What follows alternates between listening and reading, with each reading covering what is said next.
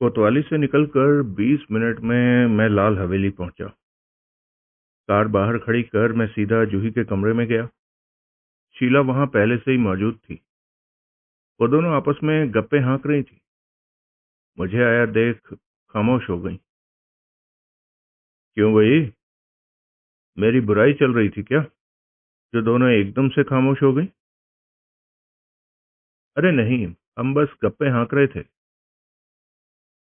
Okay, अब जरा इस पर गौर करो।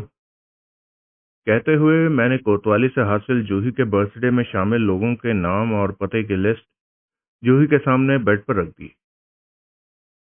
ये क्या है? वो कागज उठाती हुई बोली। गौर करो, खुद समझ जाओगी। जूही ने कागज पर निगाह दौड़ाई, फिर सहमति में सिर हिलाती हुई बोली, ये उन लोगों के नाम और पते हैं जो कि पापा की हत्या वाली रात मेरी बर्थडे पार्टी में शामिल थे। ठीक समझी। ये वही लिस्ट है जो कि तफ्तीश के लिए यहाँ आए इंस्पेक्टर जसवंत सिंह ने खुद अपने हाथों से तैयार की थी।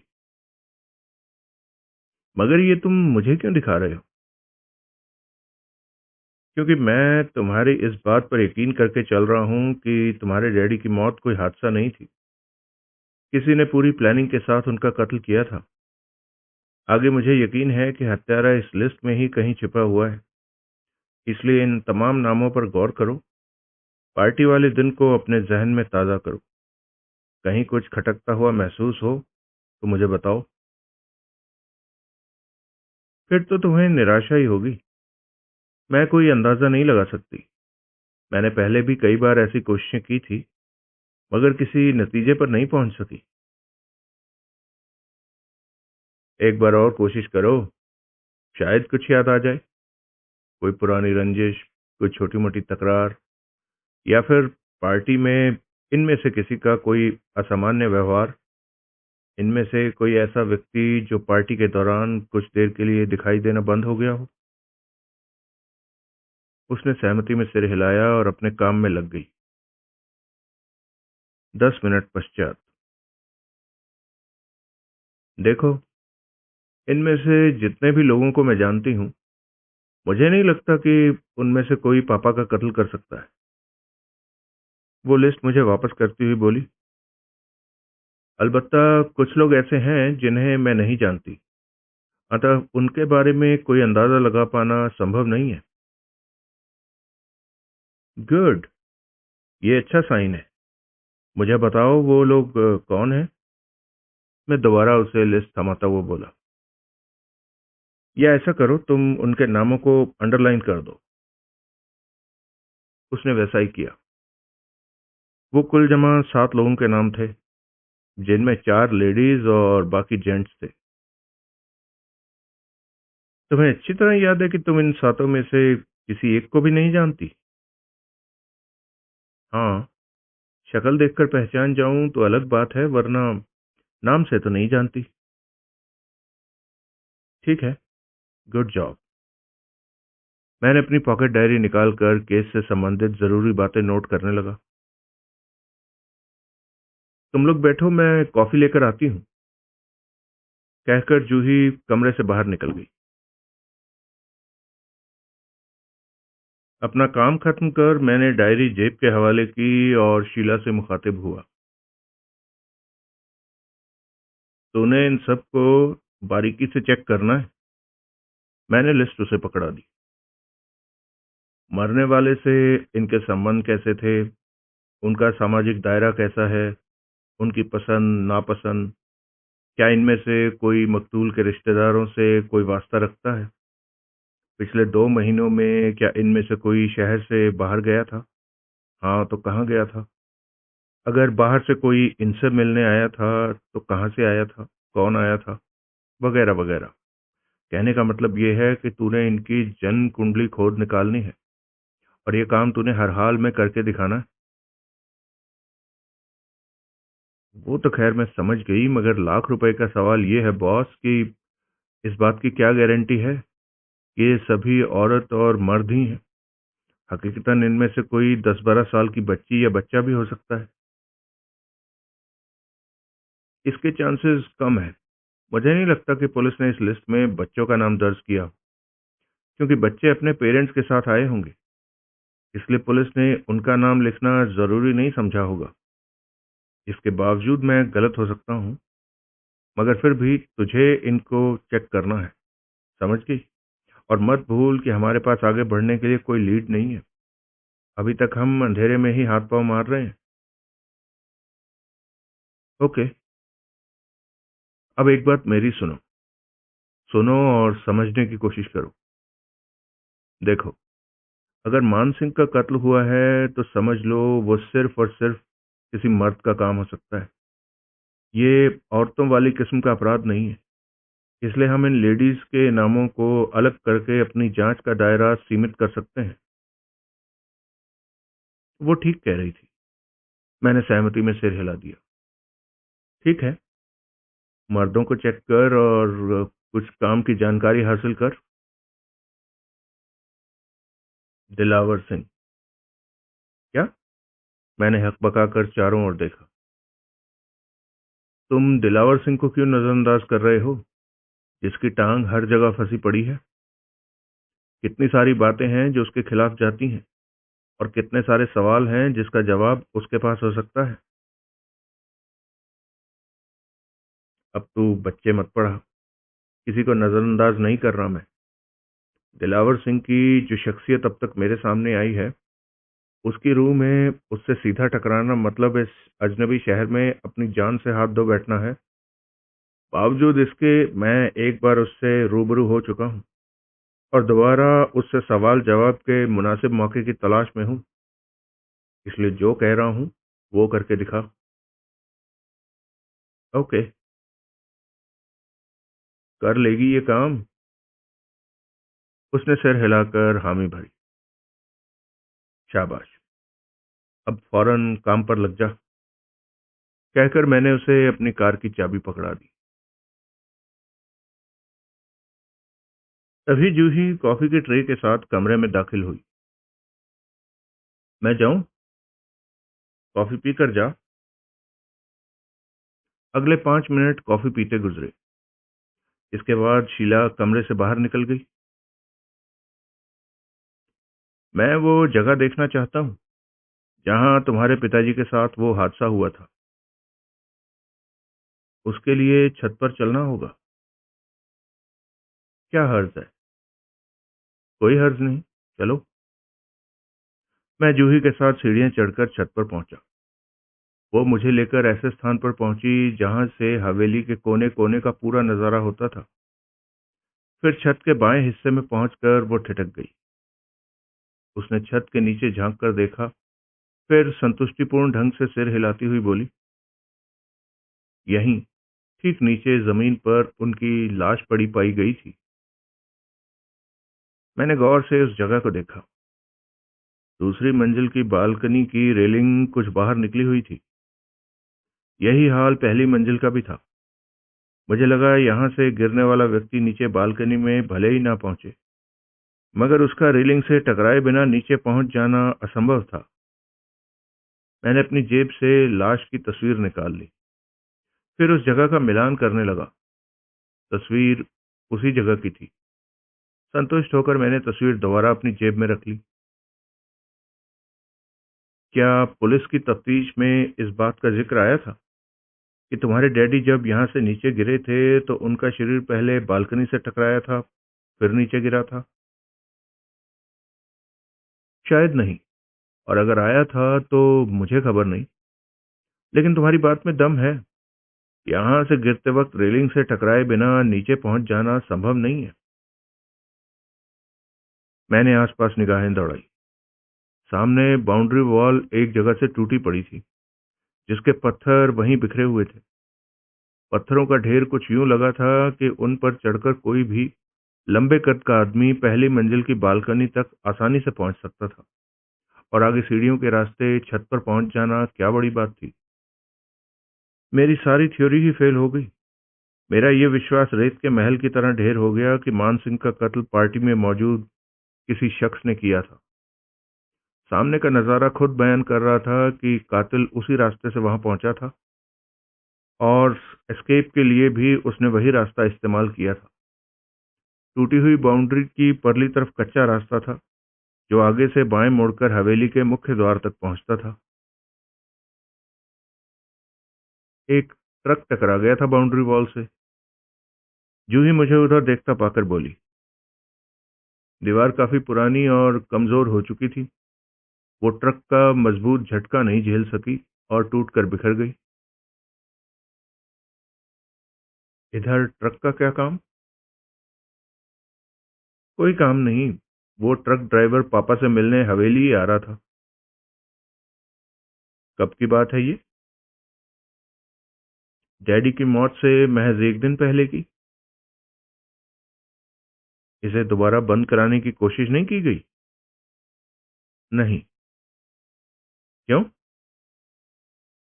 भाई, अगले ही दिन डैडी के साथ वो हादसा हो गया और उसके बाद हमने इस तरफ ध्यान ही नहीं दिया। ड्राइवर का क्या हुआ? कौन ड्राइवर? जिसके ट्रक ने बाउंड्री वॉल तोड़ी थी? अच्छा, वो। डैडी ने तो उसे माफ कर दिया, मगर अच्छा होता जो हमने उसे पुलिस में दे दिया होता। क्यों?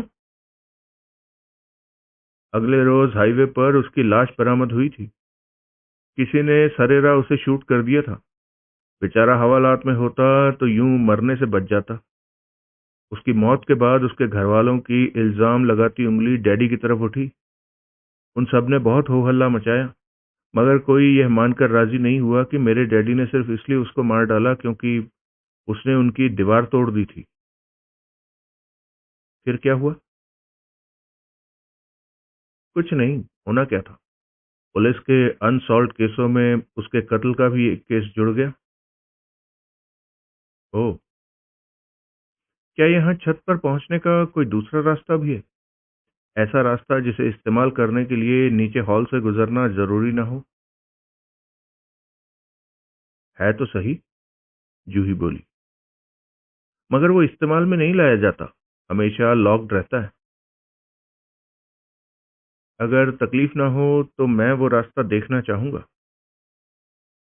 अरे, तकलीफ कैसी? आओ, कहकर वो सीढ़ियों की तरफ बढ़ी। मैंने उसका अनुसरण किया। हवेली से बाहर निकलकर वो एक लंबा घेरा काटकर हवेली के दूसरे छोर पर पहुंची। वो एक छोटी लकड़ी के दरवाजे के सामने पहुंचकर ठिठक गई। उसने पलटकर मुझे देखा। उसके चेहरे पर सख्त हैरानगी के भाव थे। क्या हुआ? उसने चुपचाप दरवाजे की तरफ इशारा कर दिया। दरवाजे का बड़ा सा ताला अपने कुंडे से निकलकर जमीन पर गिरा हुआ था। कुंडा भी अपनी जगह से उखड़कर दरवाजे से लटका हुआ था। मैंने झुककर ताले का मुआयना किया। ताला काफी पुराना, जंग लगा, किंतु मजबूत था। वो जहां पड़ा था वहां की जमीन में नमी थी, मगर ताले का ऊपरी हिस्सा एकदम साफ था। मैंने ताले पर रुमाल डालकर उठाया और उसके नीचे की जमीन का मुआयना किया। ताले का बहुत हल्का इंप्रेशन वहां बना पाया था। ताले के निचले कोने पर एक जगह थोड़ी मिट्टी लगी थी, जो ताला तोड़ने के बाद वहां जमीन पर फेंकने से बना हो सकता था। बारिश कब हुई थी? बारिश? वो तनिक अचकचाई, फिर बोली, तुम्हारे यहाँ आने से 2 रोज पहले। अरे हाँ, याद आया। जिस रोज शीला यहाँ आई थी उसी रोज दिन में बारिश होकर हटी थी। ओह। क्या मतलब हुआ इसका? जूही ने पूछा। समझो। मैं बेवजह उसे घूरता हुआ बोला। साफ जाहिर हो रहा है कि अभी हाल ही में किसी ने हवेली में इसी रास्ते घुसपैठ की थी, लेकिन ऐसा उसने आखिरी बारिश होने के बाद किया था। पहले क्यों नहीं? क्योंकि अगर ताला यहाँ बारिश से पहले फेंका गया होता तो ताले के ऊपर काफी मिट्टी लगी होती, जो कि नहीं लगी है। तो क्या उसी ने मेरे पापा को? जवाब अभी तुम खुद देकर हटी हो कि आखिरी बारिश उस दिन हुई जिस दिन शीला यहाँ पहुंची थी, लिहाजा ताला उसके बाद तोड़ा गया। ये दो जुदा लोगों के काम भी तो हो सकते हैं। मेरा मतलब है, पहले कातिल ताला तोड़कर इधर से भीतर घुसा हो, मगर उसने ताला फेंका ना हो। बाद में बारिश के बाद फिर इधर से गुजरा और उसने ताला कुंडे से निकालकर फेंक दिया हो सकता है। मगर हम कातिल से इतनी नफासत की उम्मीद नहीं कर सकते कि उसने वापस जाते समय दोबारा ताले को कुंडे में फंसाने की जहमत उठाई हो। मैंने आगे बढ़कर दरवाजा खोल दिया। अंदर घुप अंधेरा था। अंधेरे में मुझे ऊपर को जाती सीढ़ियां दिखाई दी। मैं सीढ़ियों की तरफ बढ़ा। जूही मेरे साथ थी। हम सीढ़ियां चढ़ने लगे। सीढ़ियों की हालत खस्ता थी। वो कई जगह से टूटी हुई थी। हाथ को हाथ सुझाई नहीं दे रहा था। कभी किसी उखड़े हुए पत्थर पर पैर पड़ जाता तो यूं लगता कि हम नीचे जा गिरेंगे। हमें टॉर्च साथ लानी चाहिए थी, जूही फुसफुसाई। तब कहीं जाकर इस अकल के अंधे को अपनी जेब में रखे लाइटर का ख्याल आया। मैंने लाइटर बाहर निकालकर जला लिया। अब हम लाइटर की नीम रोशनी में आगे बढ़ने लगे। कुछ और ऊपर की तरफ जाने के पश्चात मैं ठिठका। मुझे अपने पैरों के पास एक कागज का टुकड़ा पड़ा हुआ दिखाई दिया। मैंने झुककर वो कागज उठा लिया। उस पर किसी का टेलीफोन नंबर दर्ज था। मैंने कागज अपनी जेब में रख लिया। सावधानी पूर्वक सीढ़ियां चढ़कर हम दोनों एक बार फिर छत पर पहुंचे। मैं अपना अगला कदम निर्धारित करने की कोशिश कर ही रहा था कि तभी एक तीखी चमक मेरी आंखों पर पड़ी। खतरा। मेरे दिमाग ने मुझे चेताया। सेकंड के 10वें हिस्से में मैंने अपने से कुछ कदम की दूरी पर खड़ी जूही के ऊपर छलांग लगा दी। धाए। एक फायर हुआ। मैं जूही को लिए छत पर ढेर हो गया, मगर तब तक देर हो चुकी थी। गोली जूही के कंधे को चीरती हुई निकल गई। उसके गले से एक दिल दहला देने वाली चीख निकली और वो निश्चेष्ट हो गई। हड़बड़ाकर मैंने उसकी नब्ज टटोली। नब्ज चल रही थी। तभी एक पल को मेरी निगाह उधर गई जिधर से गोली चलाई गई थी। बहुत दूर एक पेड़ पर राइफल का आभास मुझे मिला। अलबत्ता दूरी बहुत ज्यादा होने की वजह से हमलावर के कद काठ का कोई अंदाजा मैं नहीं लगा सका। पेड़ के ठीक नीचे एक कार खड़ी थी, जो ऑल्टो या बीट हो सकती थी। ठीक ठाक कह पाना मुहाल था। मेरी तमाम आशाओं के विपरीत राइफल वाला अभी तक वहां से हिला नहीं था और दोबारा निशाना साध रहा था।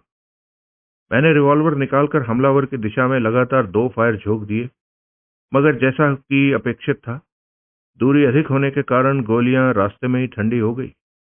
मैं हड़बड़ाया। हम दोनों खुले में थे। वो बड़ी आसानी से हम दोनों को शूट कर सकता था। अपनी निश्चित मौत का आभास मुझे हो चुका था। चंद कदमों की दूरी पर सीढ़ियों का दहाना था। वहां पहुंचकर हम खुद को सुरक्षित कर सकते थे। मैंने जूही को होश में लाने की कोशिश की, मगर वो टस से मस नहीं हुई। उसके बाजू से लगातार खून बह रहा था, जो कि इस वक्त उसकी नाजुक हालत के लिए बेहद खतरनाक था। मैंने रुमाल निकालकर कसकर उसके कंधे पर बांध दिया, मगर खून रुकना बंद नहीं हुआ। मजबूरन मुझे रिस्क लेना ही पड़ा। मैंने लेटे ही लेटे जूही के जिस्म को अपनी बाहों और टांगों के बीच मजबूती से जकड़ लिया और पहिए की तरह गोल गोल घूमता हुआ सीढ़ियों की तरफ बढ़ा।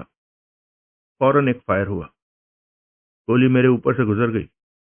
हड़बड़ाकर मैंने अपनी स्पीड बढ़ा दी। धाएं। तत्काल दूसरा फायर हुआ। गोली मेरे पीठ पीछे छत से कहीं टकराई। हमलावर के अगले फायर से पहले मैं जूही को लिए सीढ़ियों के दहाने तक पहुंचने में कामयाब हो गया। मैंने जूही को खुद से अलग किया और हमलावर को गोली चलाने का अगला मौका दिए बगैर जूही को मजबूत दीवारों की ओट में खींच लिया। तत्पश्चात उसे अपने कंधे पर डालकर मैं सीढ़ियां उतरने लगा। अंधेरे में ये एक खतरनाक कदम था, मगर मजबूरी थी, मरता क्या न करता वाली। मैं निर्विघ्न जूही को लेकर नीचे पहुंचा और गैरेज की तरफ बढ़ गया। गैरेज में उस वक्त 3 कारें मौजूद थी।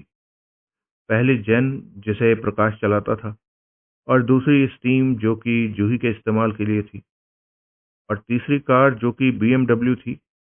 वो शायद मान सिंह के जीवन काल में उनके इस्तेमाल में आती होगी।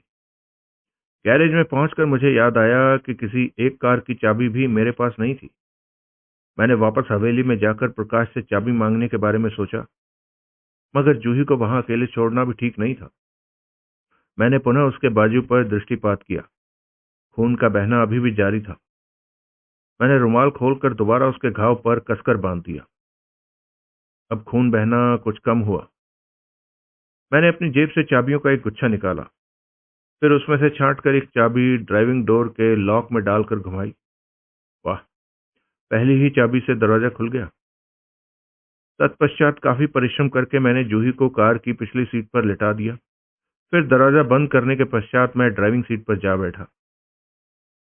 मुख्य द्वार पर पहुंचने से पहले ही मैंने जोर जोर से हॉर्न बजाना शुरू कर दिया। तत्काल पास के क्यारियों में बागवानी कर रहे एक नौकर ने गेट खोल दिया। हवेली से बाहर निकलकर मैंने कार को दाईं तरफ मोड़ा और स्पीड बढ़ा दी।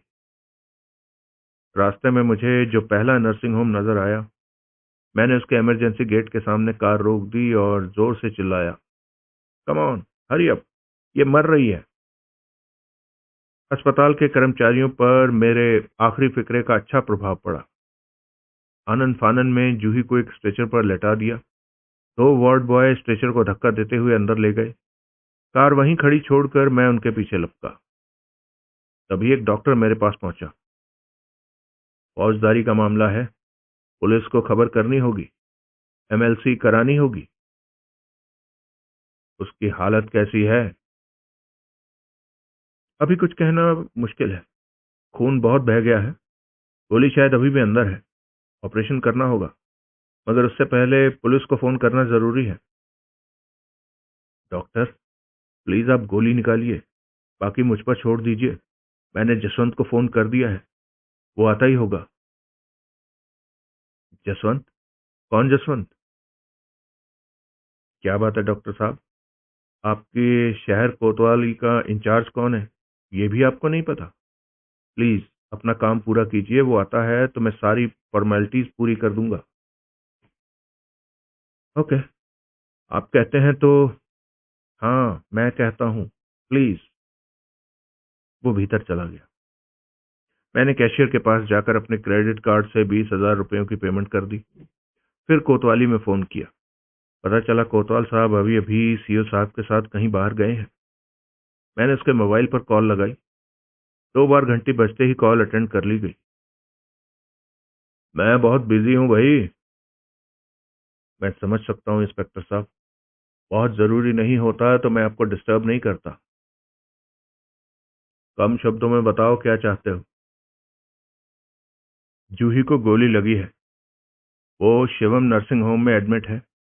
डॉक्टर एमएलसी के बिना उसका ऑपरेशन करके राजी नहीं था। मैंने आपके नाम का हवाला देकर कह दिया कि मेरी आपसे बात हो गई है, आप यहाँ आ रहे हैं, और आपने कहा है कि वो ऑपरेशन कर सकता है। आप कागजी कार्रवाई बाद में पूरी कर देंगे। ठीक है। उसने कॉल डिस्कनेक्ट कर दी। फिर तकरीबन 2 घंटे बाद डॉक्टर ने मुझे बताया कि गोली निकाल दी गई है, मगर उसकी हालत अभी भी नाजुक बनी हुई है। डॉक्टर, वो इंस्पेक्टर साहब। हाँ, उनका फोन आ गया था। वो मेरी बात काट कर बोला। मैंने चैन की सांस ली। अगले 2 घंटे यूं ही गुजरे। फिर नर्स ने बताया कि जूही को होश आ गया है और डॉक्टर ने उसे खतरे से बाहर बताया है। मैंने उससे मिलने की इच्छा जाहिर की तो इजाजत दे दी गई। मैं जूही के बेड के करीब पहुंचा। वो आंखें बंद किए लेटी हुई थी। आहट पाकर उसने आंखें खोलकर मेरी तरफ देखा। उसका चेहरा पीला पड़ चुका था। यूं महसूस हो रहा था जैसे उसके शरीर का सारा खून निचुड़ गया हो। मैं उसकी आंखों में देखता हुआ मुस्कुराया। जवाब में एक फीकी सी मुस्कुराहट उसके होठों पर उभर कर फौरन बाद गायब हो गई। अब कैसा महसूस कर रही हो? पहले से बेहतर। सिर्फ थोड़ी सी कमजोरी महसूस हो रही है, और कोई परेशानी नहीं है मुझे। तो फिर रोनी सूरत क्यों बनाई हुई है? जवाब में वो खुलकर मुस्कुराई। That's like a good girl. ये रोजी कौन है? क्यों जानना चाहते हो? यूं ही। कल उसके जिक्र पर जिस तरह से प्रकाश ने तुम्हें डांट कर खामोश कर दिया, उससे लगता है कोई खास बात तो यकीनन है। ठीक अंदाजा लगाया तुमने। कौन थी रोजी? वो एक नर्स थी। ये तुम पहले ही बता चुकी हो। देखो, मैं जानता हूँ ये वक्त ऐसी बातें करने का नहीं है, मगर कातिल खुले में आ चुका है और हम अभी तक अंधेरे में हैं। इसलिए हर वो बात जानना मेरे लिए बहुत जरूरी है जिसका तनिक भी रिश्ता तुमसे है। समझ रही हो? हाँ, समझ रही हूँ। अच्छा सुनो, ये तो मैं तुम्हें बता ही चुकी हूँ कि वो हमारे यहाँ क्यों आई थी।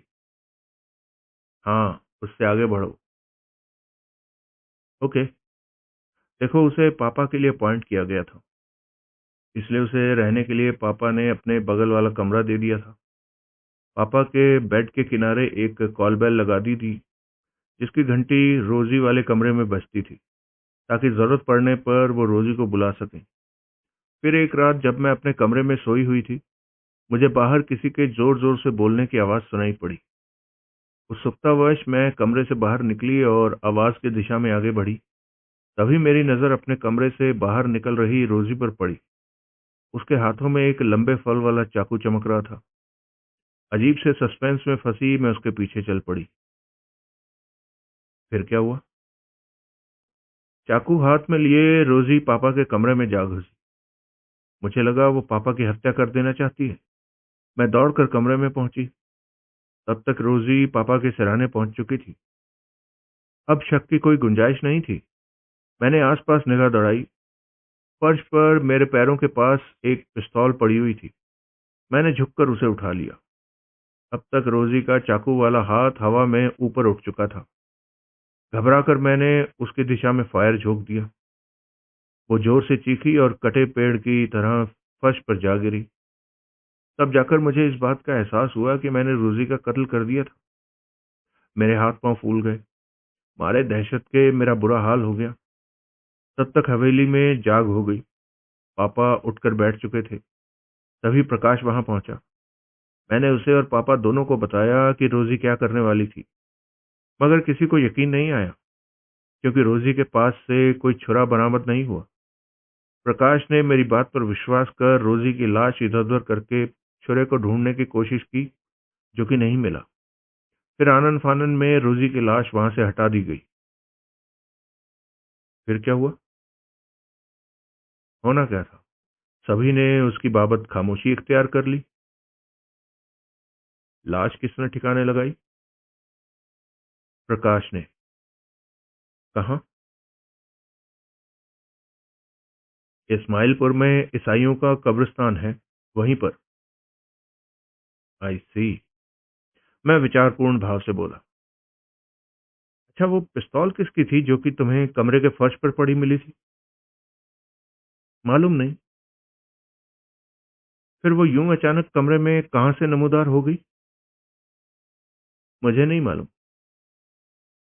अब वो पिस्तौल कहाँ है? वो लाश के साथ ही दफन कर दी गई। ऐसा तुमसे प्रकाश ने कहा? हाँ। और रोजी की लाश ठिकाने लगाने भी वो अकेला ही गया था? नहीं, उसने अपने लंगोटिया यार राकेश को फोन करके बुला लिया था। दोनों ने मिलकर हमें उस मुसीबत से छुटकारा दिलाया था। ये रोजी के भूत वाला क्या चक्कर था? कोई चक्कर नहीं था। मैंने सचमुच उसका भूत देखा था। इस बात की क्या गारंटी कि वो रोजी का भूत नहीं था, बल्कि जीती जागती रोजी थी? क्या मतलब? वो चौंकती हुई उठ बैठी। लेटी रहो और चौंको मत। कंकालों की असलियत जानकर भी तुम ऐसे ही चौंकी थी। मगर मरी हुई रोजी, तुमने उसकी नब्ज टटोली थी, चेक किया था कि वो सचमुच मर चुकी है? नहीं, मगर सोचो, ऐसी कौन सी खास बात थी उसके अंदर जिससे कि तुमने उसे भूत समझ लिया? मगर जब रोजी मर चुकी है, फिर तुम ये कैसे कह सकती हो कि तुम्हारी गोली खाकर वो मर गई थी? न कि जिंदा बच गई। Oh God, oh my good God, वो आह भरती हुई बोली। तुम तो सचमुच मुझे पागल कर दोगे। मैं तुम्हारा पागलपन दूर करने की कोशिश कर रहा हूँ। साफ जाहिर हो रहा है कि किसी ने जानबूझकर तुम्हारे सामने ऐसा स्टेज कायम किया कि तुम गोली चलाने पर मजबूर हो जाओ, और ऐन वही हुआ। तुम्हारे पास रोजी का कत्ल करने के लिए कोई हथियार उपलब्ध नहीं था, लिहाजा षड्यंत्रकारी ने तुम्हारी मुश्किल आसान करने के लिए पहले ही फर्श पर एक पिस्तौल रख दिया, बाद में जिसे उठाकर तुमने रोजी को शूट कर दिया। कोई बड़ी बात नहीं कि उस पिस्तौल में असली गोली रही ही ना हो, सिर्फ आवाज करने वाली गोली रही हो। ऐसी गोलियां भी होती हैं? वो मासूमियत से मेरी ओर देखती हुई बोली। ओ माय गॉड, अरे तुम अनपढ़ गवार तो नहीं हो? जमाना कहां से कहां पहुंच गया और तुम हत्यारे की इतनी छोटी छोटी चाल में फंसती चली आ रही हो। देखो, मेरे पास डिग्रियां बहुत हैं, किताबी ज्ञान भी बहुत है, मगर और कुछ नहीं आता मुझे। मैंने कभी इस शहर से बाहर कदम नहीं रखा, यहीं पली बड़ी हूँ।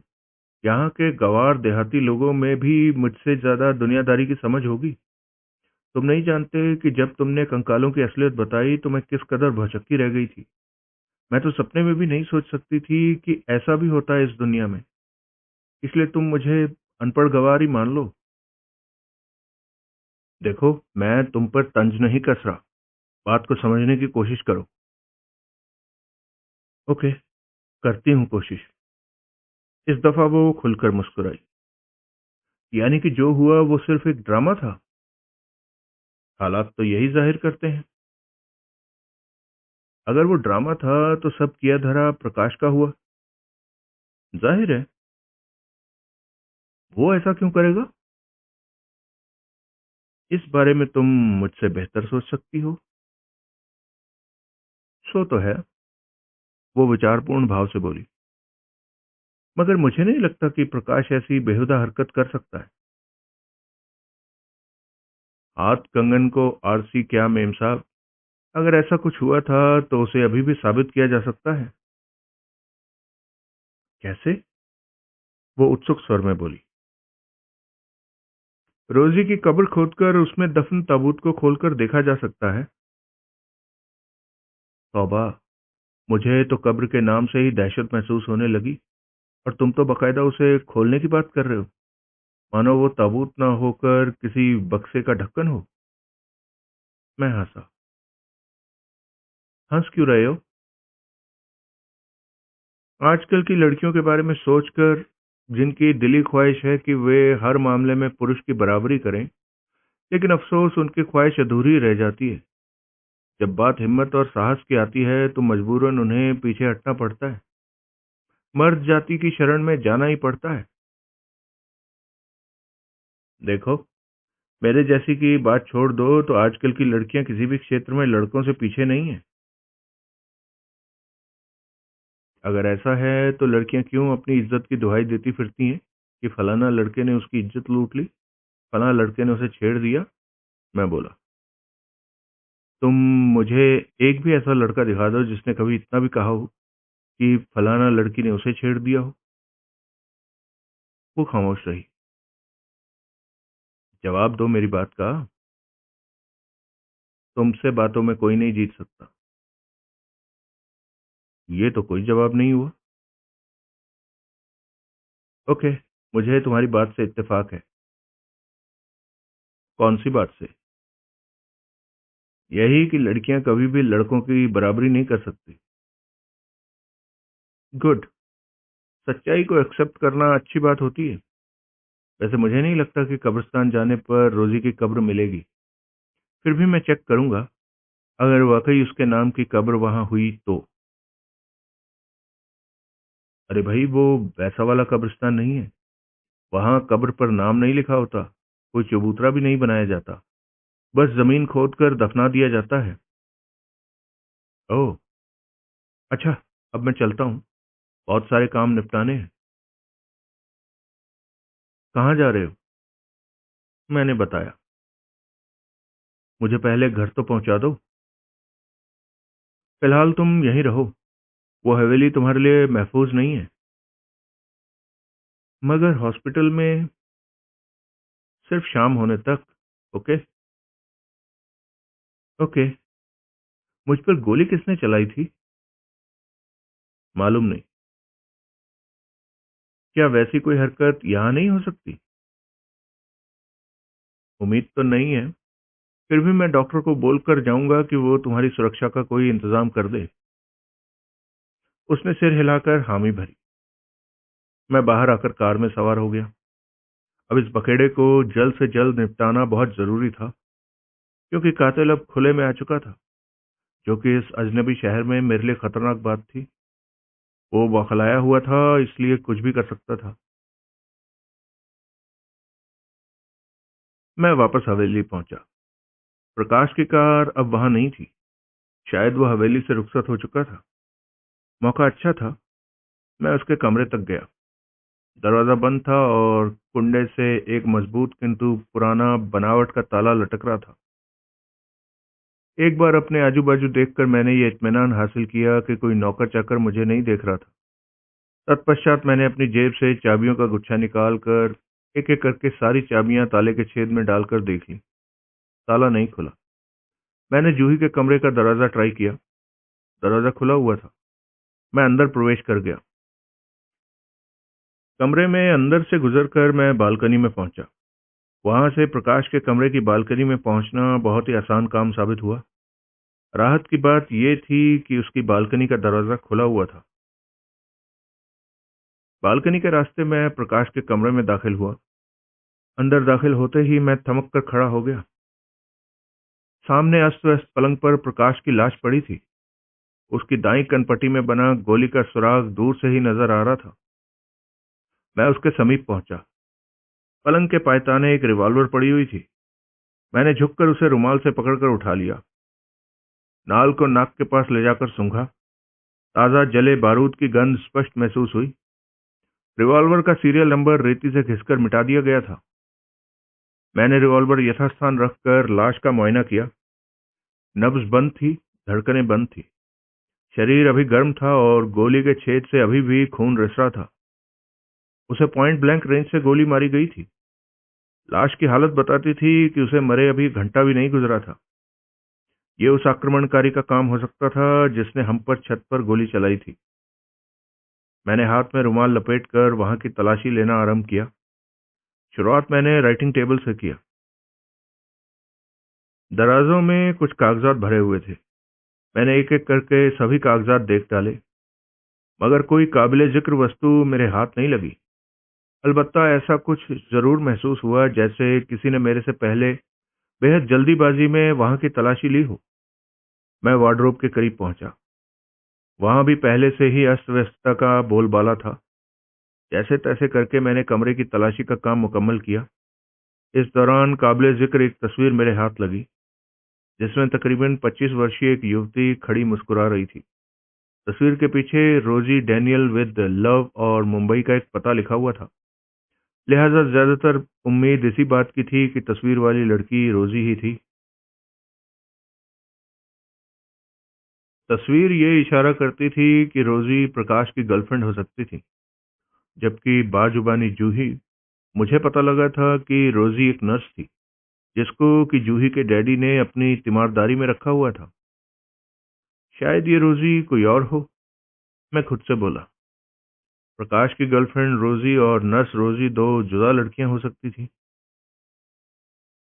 मगर मेरा मन इसे मानने को तैयार नहीं हुआ। लिहाजा मैंने वो विचार अपने जहन से झटक दिया और याद करने लगा कि कमरे में मैंने कहां कहां अपनी उंगलियों के निशान छोड़े थे। तभी दरवाजे पर आहट हुई। शायद कोई ताला खोल रहा था। मैं चौकन्ना हो गया। यूं महसूस हुआ जैसे बाहर से कुंडा सरकाया गया हो। फिर दरवाजे में हरकत हुई। मैं फौरन वार्डरोब की ओट में सरक गया। धीरे धीरे दरवाजा खुला। खुले दरवाजे से एक निहायत खूबसूरत किंतु संजीदा युवती ने अंदर कदम रखा। मैं तस्वीर वाली लड़की के रूप में उसे फौरन पहचान गया। यहाँ उसकी मौजूदगी ने मुझे हैरान करके रख दिया। उसके पास प्रकाश के कमरे की चाबी का होना इस बात का पर्याप्त सबूत था कि वो कभी भी किसी भी वक्त प्रकाश के कमरे में आ जा सकती थी। क्यों थी प्रकाश के कमरे की चाबी रोजी के पास? और उसका पता तो हजारों मील दूर मुंबई का था। फिर वो सीतापुर में क्या कर रही थी? अगर नर्स रोजी और प्रकाश की गर्लफ्रेंड रोजी डेनियल एक ही लड़की थी, तो इस सवाल का जवाब आसान था। निश्चय ही वो प्रकाश के हर स्याह सफेद में कदम दर कदम उसके साथ थी। रोजी पलंग के समीप पहुंची। मुझे लगा अभी वो चिल्ला पड़ेगी, शोर मचाकर हवेली के नौकर चाकरों को वहां इकट्ठा कर लेगी, मगर ऐसा कुछ भी नहीं हुआ। वो सामान्य बनी रही, यूं सामान्य बनी रही जैसे उसे पहले से ही मालूम था कि पलंग पर प्रकाश की लाश पड़ी थी। कैसे मालूम था? मैंने अपने आप से सवाल किया, फिर जवाब भी खुद दे डाला। यकीनन ये उसका दूसरा फेरा था। अपने पहले फेरे में ही वो प्रकाश की लाश के रूबरू हो चुकी थी, या फिर प्रकाश का कत्ल उसने खुद किया था और अब अपने किए पर लीपापोती करना चाहती थी। अब वो प्रकाश की जेबें टटोल रही थी। एक एक करके उसने जेब का सारा सामान निकालकर पलंग पर रख दिया, मगर फिर उसमें कुछ खोजने लगी। शायद उसकी तलाश कामयाब नहीं हुई। उसने फिर से प्रकाश की तलाशी ली, अब की दफा ज्यादा इत्मीनान से ली। एक रोल किया हुआ कागज उसके हाथ लगा। उसने रोल खोलकर पढ़ा और फौरन उसका चेहरा चमक उठा। उसने रोल को अब तहों की शक्ल देकर अपने गिरेबां के अंदर कहीं खोस लिया। फिर वह दरवाजे की तरफ बढ़ी। मेरा इरादा उसे पकड़ लेने को हुआ। वो अकेली थी, लड़की थी, ऊपर से नाजुक थी। मैं उस पर आसानी से काबू पा सकता था, मगर फिर मैंने अपना यह विचार जहन से उखाड़ फेंका। मैंने उसके पीछे जाने का फैसला किया।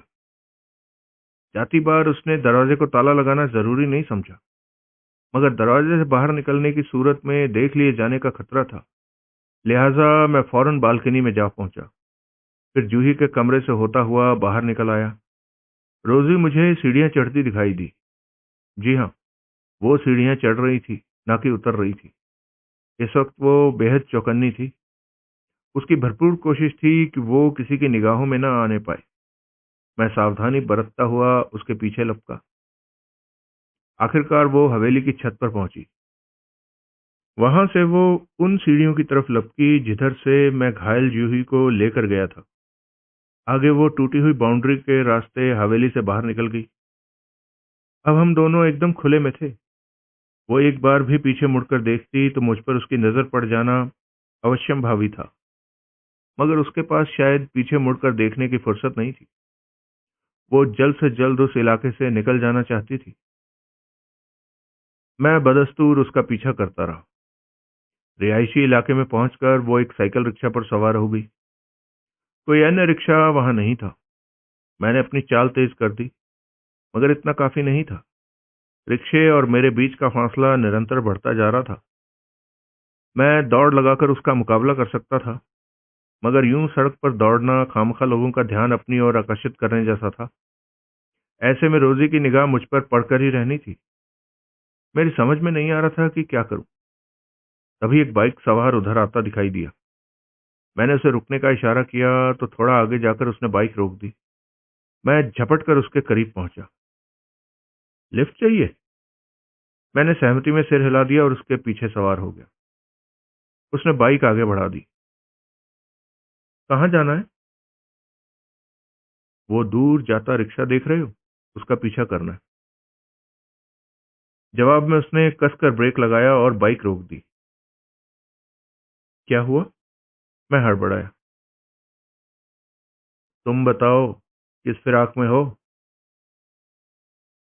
अच्छा वो, देखिए भाई साहब, उस रिक्शे पर मेरी बीवी बैठी हुई है। कमीनी बहुत दिनों से धोखा दे रही है मुझे। आज मैं उसे रंगे हाथों उसके यार के साथ पकड़ना चाहता हूँ। सच बोल रहे हो? 16 आने सच। कसम उठवा लीजिए। मुझे तुम्हारी बात पर तनिक भी यकीन नहीं है, मगर कोई बात नहीं, चलो देखते हैं। उसने बाइक आगे बढ़ा दी। रिक्शा आलमनगर की एक बहुमंजिला इमारत के सामने पहुंचकर रुक गया। रोजी नीचे उतरी। एक बार उसने अपने दाएं बाएं देखा। मैं फौरन एक बिजली के खंभे की ओट में हो गया। बाइक सवार इतना बड़ा चिपकू निकला था कि अभी तक वो वहां से चला नहीं गया था। रोजी इमारत के अंदर प्रवेश कर गई। तत्पश्चात सीढ़ियां चढ़कर वो पहली मंजिल पर बने एक फ्लैट के दरवाजे पर पहुंचकर ठिठक गई। मैं उससे चंद कदमों की दूरी पर खड़ा होकर उसके फ्लैट के अंदर दाखिल होने का इंतजार करता रहा। कुछ क्षण यूं ही गुजरे।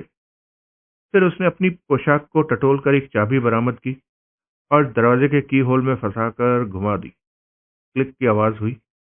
उसने चाबी बाहर निकाल ली और खुद भीतर दाखिल होकर अंदर से दरवाजा बंद कर लिया। इसने ताला खुद खोला है, लिहाजा वो यहाँ अकेली रहती होगी। तुमने मुझे बेवकूफ बनाया। बाइक सवार मुझे घूरता हुआ बोला। मैंने उसकी बात पर कान नहीं दिया। मैं लपक कर दरवाजे के करीब पहुंचा। मैंने अपनी एक आंख की होल पर लगा दी, मगर दरवाजे के दूसरी तरफ देख पाने में सफल न हो सका। शायद उस तरफ से चाबी की होल में लगा दी गई थी, मगर अंदर से दो लोगों के बात करने की आवाज आ रही थी। बाइक सवार से पीछा छुड़ाने के लिए मैंने उसे करीब बुलाया और ध्यान से सुनने को कहा। वो कुछ देर दरवाजे पर कान लगाकर सुनता रहा, फिर सहमति में सिर हिलाता अलग हो गया, मगर वहां से टला नहीं। अब क्या है भाई? मैं कलपता हुआ बोला। मैं देखना चाहता हूं अंदर तुम्हारी बीवी के साथ है कौन। मैंने घूरकर उसे देखा। जवाब में वो बड़ी बेशर्मी से हंसा। अजीब चिपकू था। मेरी मति मारी गई थी जो मैंने उससे लिफ्ट ली। देखो भाई साहब, मैं पहले ही बहुत कल्पा हुआ हूं। ऐसी छिनाल बीवी भगवान दुश्मन को भी ना दे। अब मुझ पर एक एहसान करो और फूट लो यहां से। अरे, तुम समझ नहीं रहे हो दोस्त। भीतर जो आदमी है वो तुमसे ज्यादा ताकतवर हो सकता है। ऐसे में मैं तुम्हारे साथ रहा तो कुछ तो मदद कर पाऊंगा तुम्हारी। मैंने आहत भाव से उसकी तरफ देखा। वो बड़े ही कुटिल अंदाज में मुस्कुरा रहा था। भगवान बचाए ऐसे मददगारों से। उससे पीछा छुड़ाने का कोई रास्ता इस वक्त मुझे सूझ नहीं रहा था। तभी जैसे ईश्वर का मुझ पर रहम हो गया। उसके मोबाइल की घंटी बज उठी। उसने कॉल अटेंड की और अभी बात पूरी भी नहीं हुई थी कि नीचे की ओर यूं भागा जैसे उसके पीछे भूत लगे हों। मैं हकबकाया सा उसे सीढ़ियां फांदते देखता रहा। नीचे पहुंचकर उसने बाइक स्टार्ट की, फिर ये जा वो जा। मैंने चैन की मीलों लंबी सांस ली और आगे बढ़कर दरवाजे पर दस्तक दी। जवाब में अंदर से फुसफुसाहट उभरी। कौन है? शंकित स्वर में पूछा गया। दरवाजा खोलो, मैं अधिकारपूर्ण स्वर में बोला। कमरे में अंदर से कुछ अजीब सी आहट हुई। फिर दरवाजे की तरफ आती हुई पदचाप सुनाई दी। मैं सावधान हो गया। दरवाजा खुला। खोलने वाली रोजी ही थी। कौन हो तुम? वो उखड़े स्वर में बोली। दोस्त। दोस्त का कोई नाम भी तो होगा। विक्रांत। मैं उसकी आंखों में देखता हुआ बोला। I am a detective, remember? तत्काल उसके चेहरे के भावों में परिवर्तन आया। मुझे लगा कि मेरे नाम से वाकिफ थी। मुझे किसी डिटेक्टिव की जरूरत नहीं है, प्रत्यक्षता वो बोली। मैं किसी विक्रांत को नहीं जानती। कहा ना, दोस्त हूं। मुझे किसी दोस्त की भी जरूरत नहीं, कहकर उसने दरवाजा बंद कर देना चाहा, मगर तब तक मैं दरवाजे में अपनी टांग अड़ा चुका था। मगर मुझे तुम्हारी सख्त जरूरत है, मिस रोजी डेनियल। उसने हैरानी से मेरी तरफ देखा। तुम मेरा नाम कैसे जानते हो? बंदा और भी बहुत कुछ जानता है मिस डेनियल, मगर वो सब बातें इत्मीनान से होंगी। पहले मैं जरा कहीं बैठ तो जाऊं। हरगिज नहीं, जो कहना है यही कहो। ठीक है, तुम्हारी मर्जी, मैं तनिक उच्च स्वर में बोला। मुझे मालूम है कि तुम लाल हवेली से आ रही हो। वहां तुम प्रकाश के कमरे में गई थी जहां प्रकाश की। खामोश रहो, वो अपनी हथेली मेरे मुंह पर रखती हुई बोली। प्लीज खामोश रहो। लो, हो गया खामोश। क्या चाहते हो? तुम्हारे साथ हनीमून पर जाना चाहता हूँ। नॉनसेंस, वो बोली। असल में क्या चाहते हो? तुमसे थोड़ी सी गुफ्तगू करनी है। ठीक है, अंदर आ जाओ, वो एक तरफ हटती हुई बोली। मैं कमरे में दाखिल हुआ। वो ड्राइंग रूम के अनुरूप ही सजा धजा एक बड़ा कमरा था। अंदर पहुंचकर मैं एक सोफा चेयर पर पसर गया। वो दरवाजा बंद करके मेरी तरफ घूमी।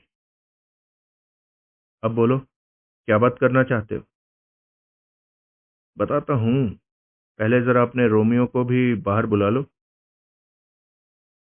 तुम किसकी बात कर रहे हो? वो तनिक हड़बड़ाई। यहाँ और कोई नहीं है? देखते हैं, कहकर मैंने गुहार लगाई। भाई साहब, बाहर निकल आइए, क्योंकि छुपे रहने का कोई फायदा आपको नहीं पहुंचने वाला। मैं अच्छी तरह से जानता हूं कि आप भीतर मौजूद हैं। जवाब में बाईं तरफ का दरवाजा खोलकर प्रकाश का लंगोटिया यार राकेश कमरे में दाखिल हुआ। उसे उस घड़ी वहां मौजूद देखकर मैं हैरान रह गया। रोजी और उसका साथ मेरी समझ से परे था। हे हे हे। वो बेवजह दांत दिखाता हुआ बोला। मैं समझा कोई और है। और कौन? कोई भी, तुम्हारे अलावा कोई भी। मैं क्यों नहीं? तुम्हारे यहाँ आग टपकने के बारे में तो हम सोच भी नहीं सकते थे। तुम्हारा आगमन हमारे लिए सर्वथा अनपेक्षित था। फिर भी मैं आ गया। हाँ, मगर सवाल ये उठता है कि क्यों आए हो? बताता हूँ, मगर उससे पहले तुम मेरे एक सवाल का जवाब दो। रोजी अगर जिंदा है तो फिर महीना भर पहले उसके कत्ल का ड्रामा क्यों खेला गया? क्यों कूट कूट कर यह बात जूही के दिमाग में बिठाई गई कि उसने रोजी का कत्ल कर दिया है? दोनों एक दूसरे की शक्ल देखने लगे। आराम से फैसला कर लो, मुझे कोई जल्दी नहीं है। वैसे भी परसों रात को मुझ पर गोली चलाने के जुर्म में जेल तो जाना ही है तुम्हें। मैंने अंधेरे में तीर चलाया। थाने पहुंचकर जवाब दोगे तो ही चलेगा।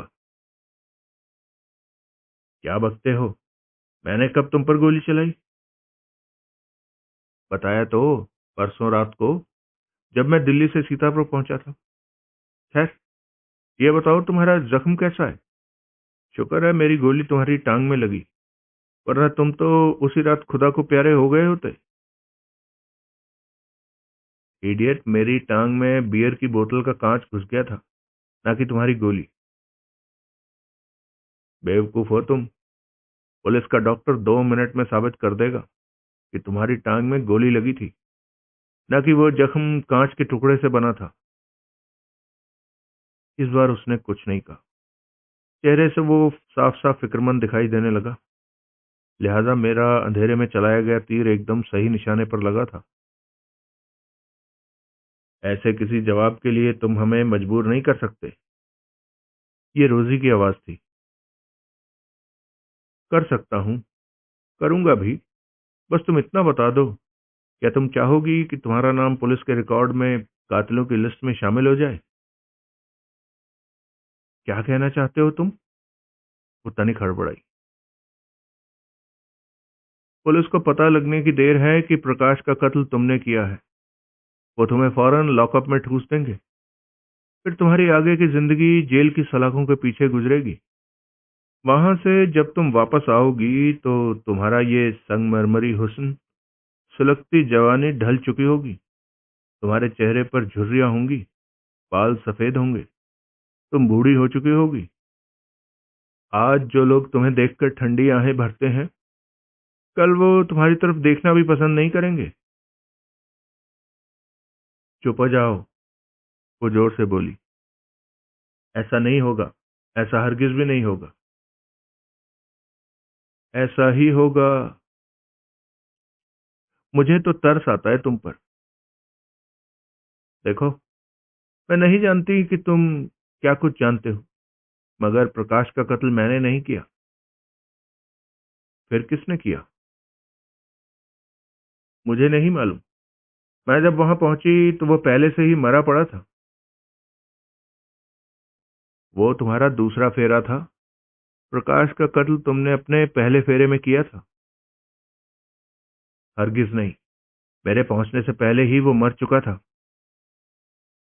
तुम झूठ बोल रही हो। मैं हकीकत बयान कर रही हूं। कौन करेगा तुम्हारी बात का यकीन? वो खामोश रही।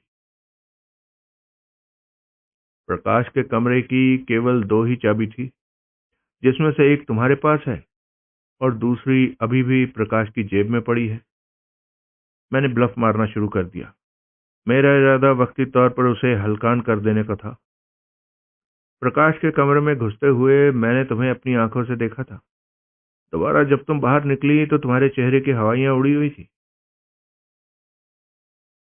पुलिस जब तुम्हारे पीछे पड़ेगी तो मेरे अलावा भी कोई ना कोई गवाह खोज निकालेगी, जिसने एन कत्ल के वक्त तुम्हें हवेली के भीतर या उसके आसपास देखा होगा। प्रकाश के कमरे से तुम्हारे फिंगरप्रिंट भी अवश्य ही बरामद होंगे। देखो गुले गुलजार, हर सबूत तुम्हारे खिलाफ है। तुम बच नहीं सकती, हरगिज हरगिज भी नहीं बच सकती। ओ गॉड, ये आदमी तो मुझे कातिल साबित करने की कसम खाए बैठा है। मैं नहीं, तुम्हारे कुकर्म तुम्हें कातिल साबित करेंगे। फिर अपने घर से हजारों मील दूर इस शहर में अपनी मौजूदगी का क्या जवाब है तुम्हारे पास? नहीं मैडम, तुम नहीं बच सकती। मगर मैंने प्रकाश का कत्ल नहीं किया है। ये बात तुम पुलिस को समझाना। सुनो, तुम इस किस्से को यहीं खत्म क्यों नहीं कर देते? कर देता हूं, मगर पहले तुम मुझे सारी बात बताओ, बिना कुछ छुपाए। बदले में मैं तुमसे वादा करता हूं कि कम से कम मेरी वजह से पुलिस तुम तक नहीं पहुंचेगी। खुद तलाश कर ले तो जुदा बात है।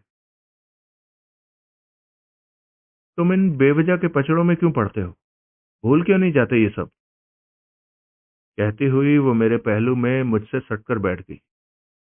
अचानक जैसे उसे याद आया हो कि वो एक लड़की थी, लिहाजा उसने अपना आखिरी हथियार आजमाना शुरू कर दिया। नहीं भूल सकता। अब ये किस्सा खत्म नहीं हो सकता। हो सकता है। वो अपना एक हाथ मेरी टांग पर रखती हुई बोली। तुम्हारे किए हो सकता है। मैं खामोश रहा। वो धीरे से उठकर खड़ी हो गई। उसने अपना गाउन उतार कर एक तरफ फेंक दिया। मैंने हड़बड़ा कर राकेश की तरफ देखा। वो खामोशी से बैठा हुआ सिगरेट फूंक रहा था।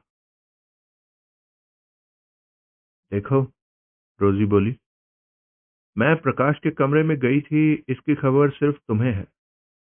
इस बाबत अगर तुम खामोशी इख्तियार कर लो तो पुलिस को हरगिज हरगिज भी ये पता नहीं चलेगा कि मैं मौका वारदात पर गई थी।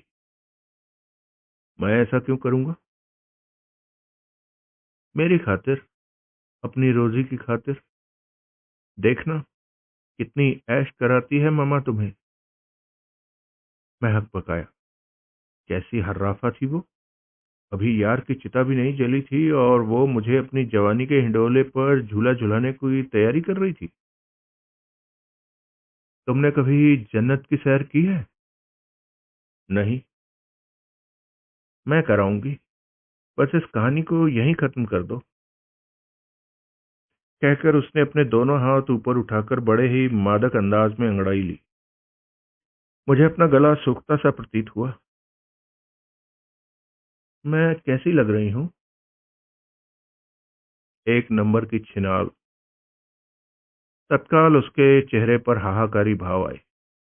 मुझे लगा वो मुझ पर झपटने वाली है, मगर ऐसा नहीं हुआ। वहीं खड़ी वो अपनी मुट्ठियां खोलती बंद करती रही। इस दौरान उसके चेहरे पर एक के बाद दूसरे भाव आए और चले गए। मैंने एक सिगरेट सुलगा लिया। आराम से बैठ जाओ बहन जी, और यकीन जानो, बिना जुबान खोले तुम्हारी खलासी नहीं होने वाली। जवाब में वो कुछ कहते कहते चुप हो गई। उसने एक नजर राकेश पर डाली, मगर उधर से कोई प्रोत्साहन न मिलता पाकर धम्म से सोफे पर बैठ गई। क्या जानना चाहते हो? सबसे पहले तो तुम हवेली में घटित 1 महीना पुरानी घटना का खुलासा करो। तुमने जूही के डैडी पर चाकू से हमला करने का अभिनय क्यों किया? जूही द्वारा गोली चलाए जाने के बावजूद तुम जिंदा कैसे बच गई? और फिर प्रकाश ने तुम्हें कब्र में दफनाने का अभिनय क्यों किया?